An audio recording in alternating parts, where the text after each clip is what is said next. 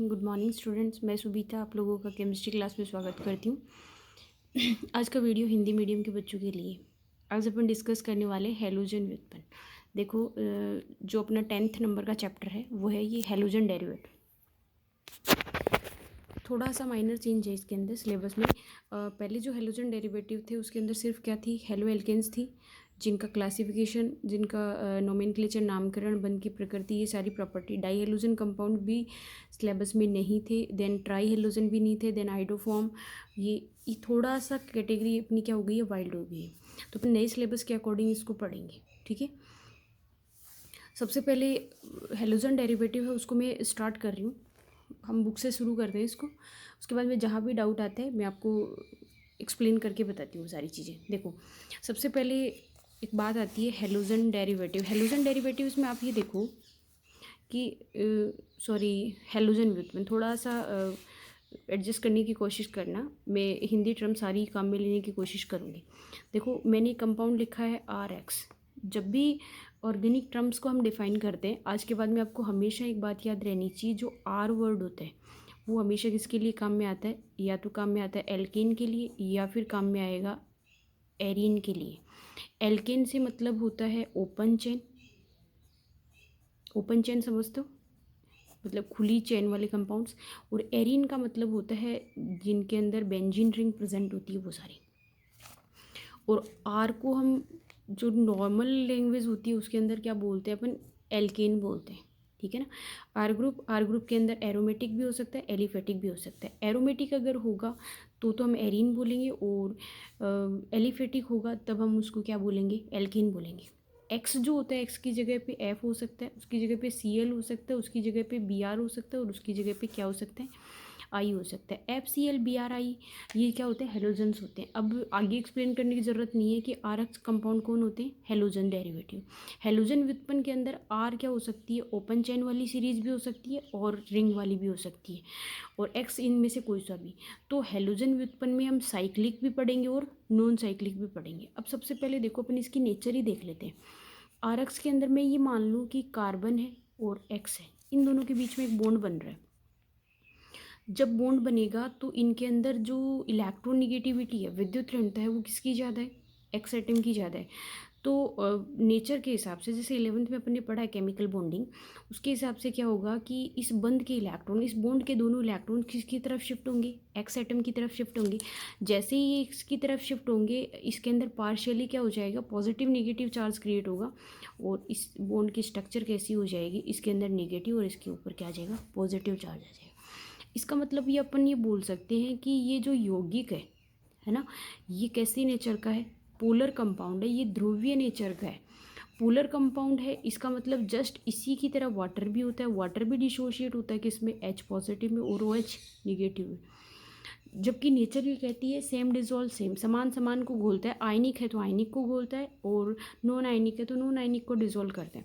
इसका मतलब ये कंपाउंड वाटर में डिजोल्व होने चाहिए, नहीं। बट यहाँ से एक माइनर सा क्वेश्चन आएगा कि RX यौगिक ध्रुवीय प्रकृति के होने के बाद में भी जल में आंशिक रूप से विलेयशील होते हैं, क्यों।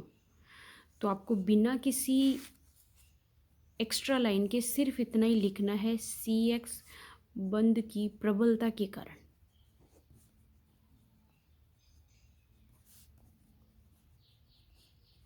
दोबारा सुन ले, CX यौगिक कैसे हैं, ध्रुवीय प्रकृति के। पानी भी कैसा है, ध्रुवीय प्रकृति का है। नेचर कहती है कि समान समान को घुलता है, इसका मतलब पानी में घुल जाने चाहिए थे, फिर भी ये यौगिक पानी में नहीं घुलता है। उसका कारण क्या है, CX बंध की प्रबलता के कारण CX यौगिक क्या होता है, पानी में नहीं घुलते। पहला क्वेश्चन पूछा हुआ है यहाँ से। अब देखो, इसके आगे अपन क्या देखते हैं, इसका क्लासिफिकेशन देखते हैं। तो यहाँ पे हाइड्रोकार्बन सीरीज़ है, एलिफेटिक है, एरोमेटिक है, ये सारे के सारे हैं। फिर इसके साथ एक चीज़ और देखिए बेटा, किसी को अगर कंप्लीट चैप्टर की PDF चाहिए तो व्हाट्सएप ग्रुप के ऊपर गर्ल्स और बॉयज़ सारे से रिक्वेस्ट है, अपना ग्रुप बना ली। जिसको भी जैसे कोई क्वेश्चन के अंदर कोई भी क्वेरी हो, कोई भी डाउट हो, तो उस आप ग्रुप पे मैसेज डाल सकते हो, फॉर्मेलिटी की कोई मैसेज नहीं। और इसके अलावा अगर किसी को PDF चाहिए तो आप मुझे मैसेज करें, मैं PDF दे दूँगी, क्योंकि मेरे पास सारे चैप्टर की PDF पड़ी है, ठीक है। अब देखो एल्किल हैलाइड या एरियल हैलाइड, इसके अंदर क्या होता है कि ये छोड़ दें आप, इसमें कोई खास बात नहीं है, यही है कि एरोमेटिक कंपाउंड है, सेचूरेटेड FCl Bri है, यहाँ पे इसका नंबर है L। देखो इसका क्लासिफिकेशन के अंदर देखो आप, क्लासिफिकेशन या वर्गीकरण जब अपन करते हैं ना, तो क्लासिफिकेशन के अंदर हम ये देखते हैं कि वर्गीकरण करते हैं किसके आधार पर, एक्स की संख्या के आधार पर, on the basis of number of x atom, कि कितने हेलोजन एटम प्रेजेंट है। तो एक तो हो गया मोनोहेलाइड, ठीक है, एक क्या हो गया, डाई हेलाइड हो गया। थोड़ा सा एडजस्ट करने की कोशिश करना, हिंदी टर्म्स भी बोल रही हूँ मैं। डाई हेलाइड, और एक तीसरी कैटेगरी आएगी, वो कौन सी आ जाएगी, पोली हेलाइड आ जाएगी। मोनोहेलाइड, डाईहेलाइड, पॉलीहेलाइड। मोनोहेलाइड का मतलब ये है कि एक्स एटम का नंबर कितना होगा, 1 होगा। एक्स एटम का नंबर 1 होगा तो मैं ये बोल सकती हूँ कि आर एक्स, सिंपल सा कंपाउंड मैंने लिया है CH3Cl, कितने हेलोजन है, 1। ये आर एलिफेटिक है, तो ये ऐसे भी तो हो सकता था कि बेंजीन रिंग के ऊपर Cl ग्रुप जुड़ जाए, होने को तो हो ही सकता है, ठीक है। अब ये जो कंपाउंड होते हैं वो किसके आगे आगे इसको क्लासीफाई करेंगे कि ये कार्बन, ज़रूरी नहीं कि सारे एक जैसे हो, तो इसके आगे अपन इसको डिराइव करेंगे 1 डिग्री, 2 डिग्री, 3 डिग्री। यहाँ से आप बिल्कुल कीवर्ड ध्यान रखिए कि अगर CH2X ग्रुप मेंटेन है उसमें तो 1 डिग्री होगा, अगर CHX मेंटेन है तो 2 डिग्री होगा, और अगर C मेंटेन है तो क्या होगा, 3 डिग्री। अभी आपको ये बात समझ नहीं आई होगी पर मैं दिखाती हूँ। देखो अगर मैंने ये लिखा है CH3CH2CH2X, मेरे पास कीवर्ड क्या आया, लास्ट ही लास्ट CH2X, कहने के अकॉर्डिंग ये कौन सा होना चाहिए, 1 डिग्री। अगर मैंने ये लिखा है CH3CH2CH फिर CH3 फिर लिखा है X, इस बार मेरे पास कौन सा आया, CHX, देन कौन सा डिग्री होना चाहिए, 2 डिग्री। थर्ड मैंने लिखा है CX, इस बार क्या आया है, ये, तो इस बार कौन सा डिग्री है, 3 degree, 2 degree, 1 degree. Again example देखिए, अगर मैंने ये लिखा है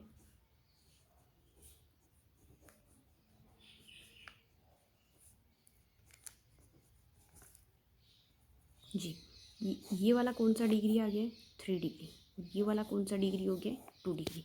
अगर कोई सिंपल बोलना चाहे कि ये कार्बन इधर, ये कार्बन कितने कार्बन से अटैच है, 2 ही कार्बन से है, ये 3 से है, तो आप कीवर्ड ध्यान रखिए। अगर CH2X बन रहा है लास्ट में 1 डिग्री, CHX बन रहा है 2 डिग्री, CH 3 डिग्री। कोई डाउट यहाँ तक नहीं। डाईहेलाइड कंपाउंड्स के अंदर देखो, इसके अंदर एक छोटी सी बात इंपॉर्टेंट आती है। डाईहेलाइड्स में देखो मेरे पास ऐसी सिचुएशन आ रही है, CH2 सॉरी X और X, या फिर मेरे पास ऐसा आ रहा है CH2XX, या फिर मेरे पास ये आ रही है CH2 इसमें कुछ नहीं है और इस पर X। देखें अगर डाईहेलाइड कंपाउंड्स में दोनों के दोनों हेलोजन एटम एक ही कार्बन पे प्रेजेंट हो, कॉन्सेप्ट को कैच करने की कोशिश करना, अगर दोनों के दोनों हेलोजन एटम एक ही कार्बन पे प्रेजेंट हो तो उसको हम बोलते हैं जेम डाईहेलाइड। जेम टर्म किसके लिए, इफ द बोथ दोनों हेलोजन परमाणु एक ही कार्बन पे प्रेजेंट हो, जेम। दोनों पास पास का मेरा मतलब है 1 2, जेम से मेरा मतलब है 1 1, पहला भी 1 कार्बन पे तो दूसरा भी 1 पे ही होना चाहिए, पहला 5 पे तो दूसरा भी 5 पे, कहने का मतलब है एक ही कार्बन पे दोनों जेम। दो पास के हैं तो उसको बोलते हैं विस। और अगर कार्बन की फर्स्ट और लास्ट एटम पे हो, पर शर्त कितनी है कि मिनिमम कार्बन चेन कितने की होनी चाहिए, 3 की। क्यों, क्योंकि 2 कार्बन की चेन हुई तो वो किस कैटेगरी में आ जाएगा, विसिनल की कैटेगरी में आ जाएगा। समझ पाए इतनी बात को। ये क्या होती है 1 3, तो उसको अपन बोलते हैं alpha omega die halide, alpha omega die halide. मैंने आपको बताया है मोनोहेलाइड, इसमें 1 डिग्री, 2 डिग्री, 3 डिग्री। डाईहेलाइड में मैंने बताया है जेमिनल क्या होता है, विसिनल क्या होता है, अल्फा ओमेगा क्या होता है। पॉलीहेलाइड्स में क्या होते हैं, पॉलीहेलाइड्स के अंदर हेलोजन एटम एक से ज़्यादा होते हैं, तो ये खुली चेन पे है तो एलिफेटिक है, इस पे है तो एरोमेटिक हो सकता है, कोई ख़ास बात नहीं है। दूसरा जो क्लासिफिकेशन है ना वो देखो बेटा, दूसरा जो क्लासिफिकेशन है ये हम देख ही चुके हैं, 1 डिग्री, 2 डिग्री, 3 डिग्री, ठीक है।